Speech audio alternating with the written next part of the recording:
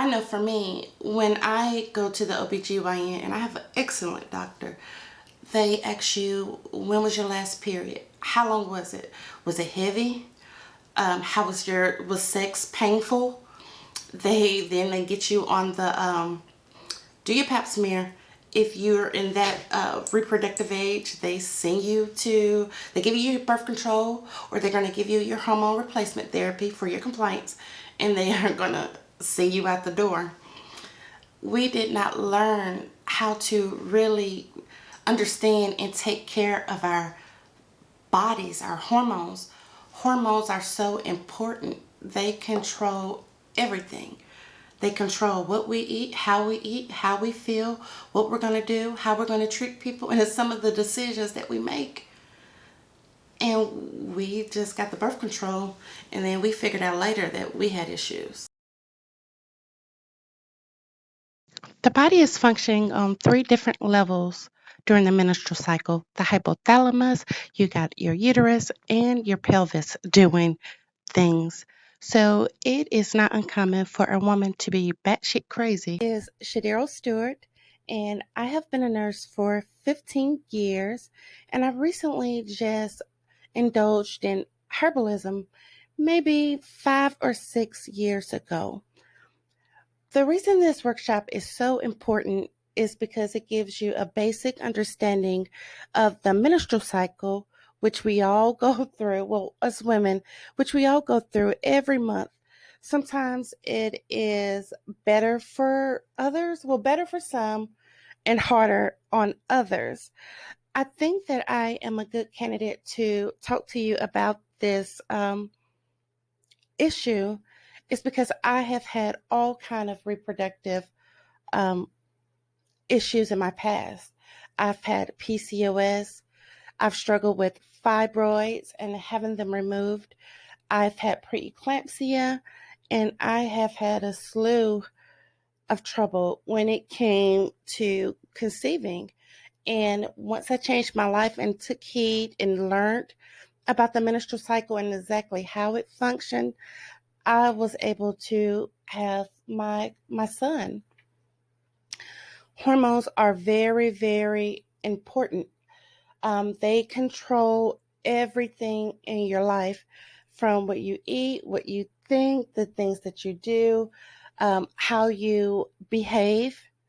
So it is very pertinent to get an understanding of what these hormones do and what we could do to control them. From what you eat, what you think, the things that you do, how you behave. So it is very pertinent to get an understanding of what these hormones do and what we could do to control them. During this workshop, you will learn what a healthy period looks like, why birth control does not repair or regulate your period, and 6 things that you can put into practice right now to make your period much better. Every month, your body prepares for a potential baby or pregnancy, and your ovaries will release a mature egg. Also, your hormones, estrogen and progesterone, will rise and fall throughout the month, sort of like a roller coaster. This is known as your menstrual cycle. There are 2 primary phases of your cycle, and they are the follicular. The follicular phase is the phase from day 1 through day 14 through 16, preparing for ovulation. Phase follows ovulation, and if ovulation was successful, progesterone will be secreted from the corpus luteum, and that is the lining that gets ready to actually hold the baby. If you don't remember anything else, this is how progesterone is made. You have to ovulate. Progesterone is the feel-good hormone, and it is for overall well-being and pregnancy and also healthy periods. It'll last about 2 weeks, How long the luteal phase lasts is determined by the lifespan of the lining. The same things that make your ovaries healthy make your corpus luteum healthy. So just as hard as you're trying to get pregnant, you're trying to do things to strengthen your uterus so you can hold a baby. If pregnancy does not happen, then your cycle, your period will begin because the lining has to shed.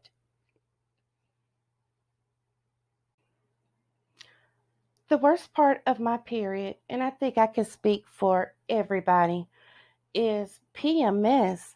Oh my goodness, I hate it. Breast pain, moodiness, bloating, cravings, tired, fatigued, headaches, and then acne. I always seem to get bumps on my cheeks and sleep disturbances. It is not uncommon to miss a period every blue moon, or for your period to become irregular from time to time. Sometimes, if your period is off, it could be due to fluctuations that have no cause for concerns. But other times, it's definitely a cause for concern. This could be a sign of imbalance. Um, this could be a sign of PCOS, menopause, premenopause.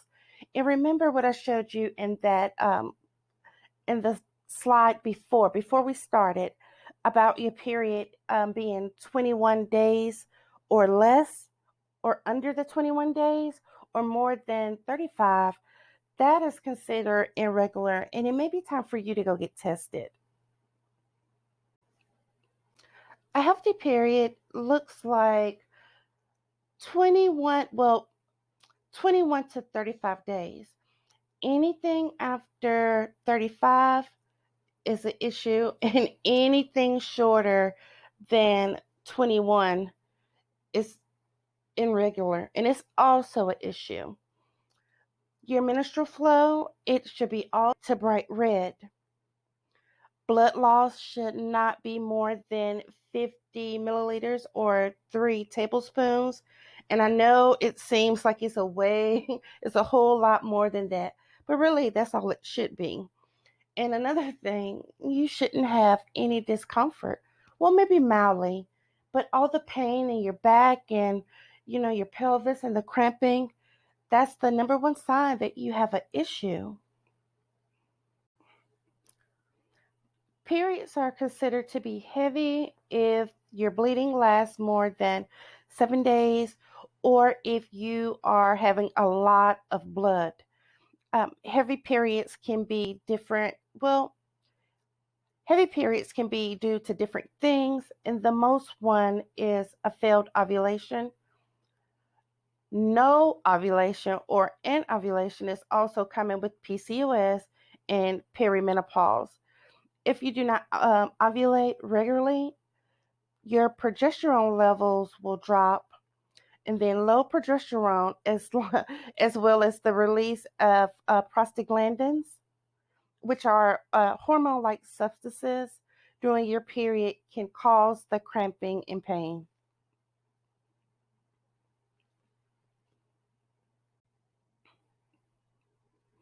Birth control. Can birth control regulate or repair your period? The short answer is no. And it's not that I am against birth control. I just want everybody to be aware of the risk so that you can make an informed decision.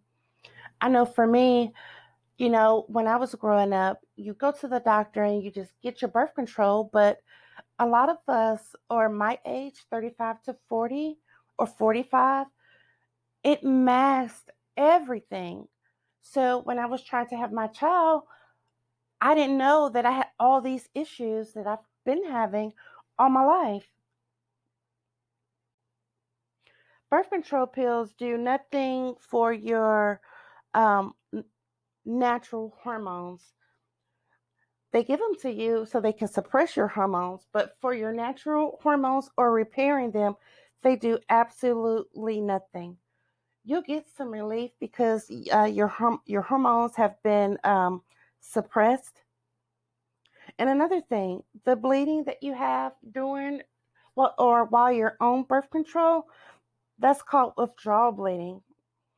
During that placebo week or that break week, no hormones are released. And when that withdrawal happens, that's what triggers the bleeding. This is not a real period with the follicular and luteal phase. And this bleeding is programmed like a robot. Each month, by the medication, nothing has repaired and nothing has regulated. When you come off your birth control, you're going to have the same imbalance you would have had back then. So now, anything has just grown, especially if you have been on birth control for years. One of the things that was powerful in changing my whole outlook in my periods was the elimination of sugar. And boy, I tell you, it is nothing easy to do. Sugar addiction will lead to insulin resistance and then other hormone imbalances.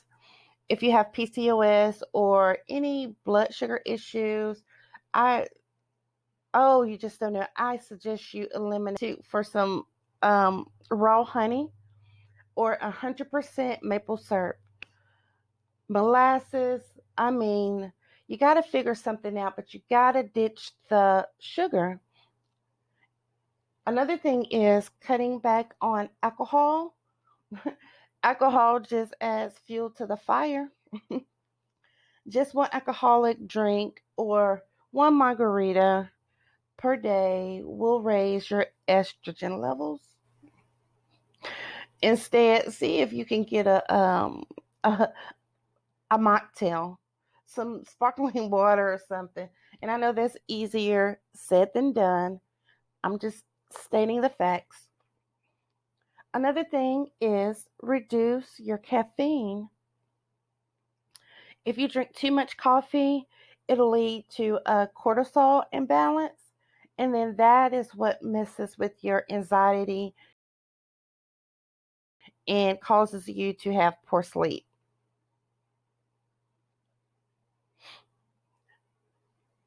A life-saving hack would be to meal prep. Don't eat out as much, but processed and fast foods do not provide us the nutrients that we need. And I think you guys already know that. That took me a while because I like to eat out every day. And without the right nutrients, your body will not make healthy hormones and your ovaries will not be healthy. And if you're trying to get pregnant, your lining won't be healthy. Now, this is not to say to go on a big old diet. Don't do that. Just eat enough and don't overeat. You need your vitamins. Zinc will help regulate the HPA axis. This is for the stress response, and it will reduce inflammation. And it is essential for healthy ovaries and ovulation and the production of progesterone. You need zinc to synthesize the hormones. Magnesium, it is good in reducing the inflammation or the pro-inflammation prostaglandins and relaxing the muscles of the uterus.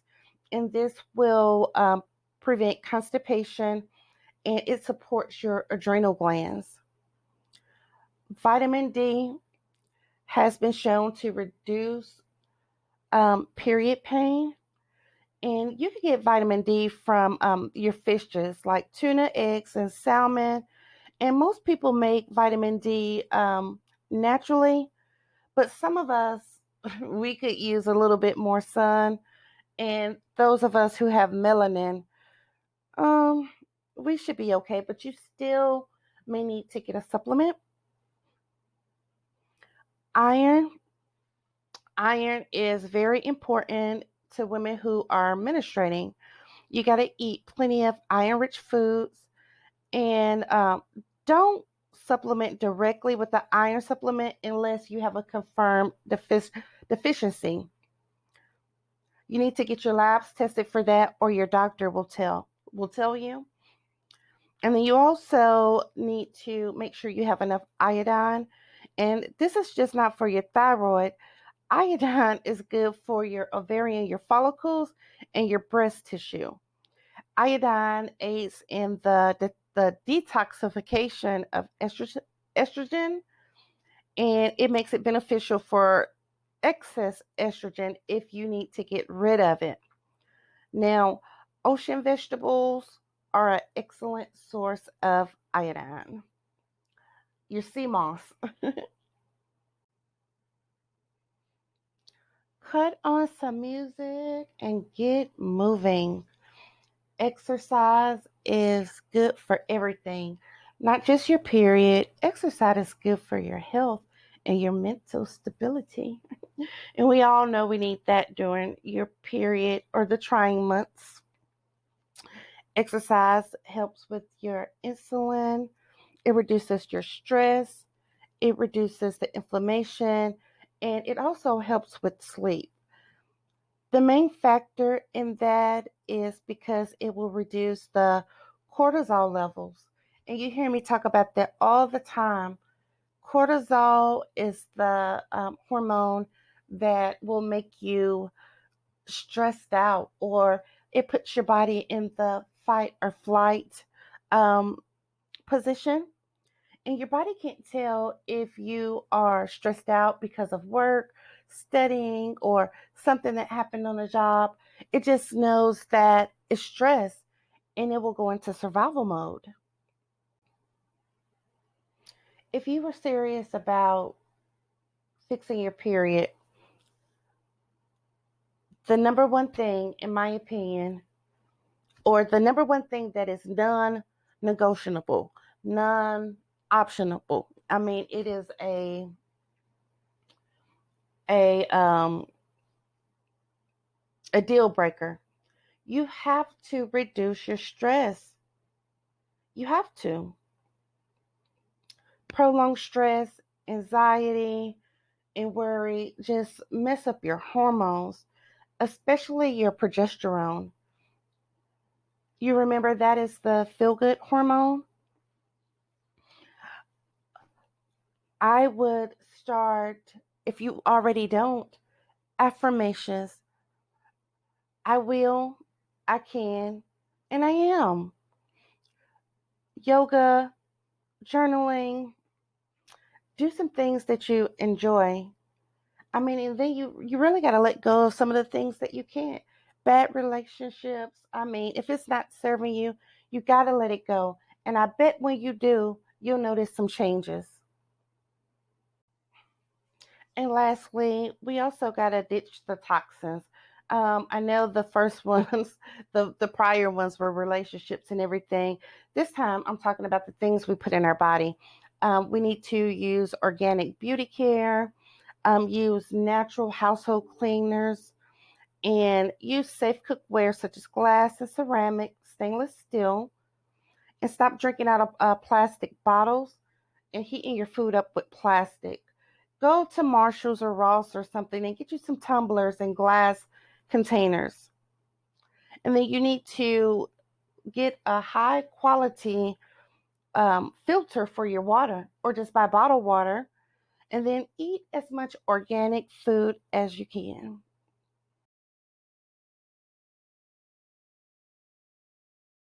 Thank you so much.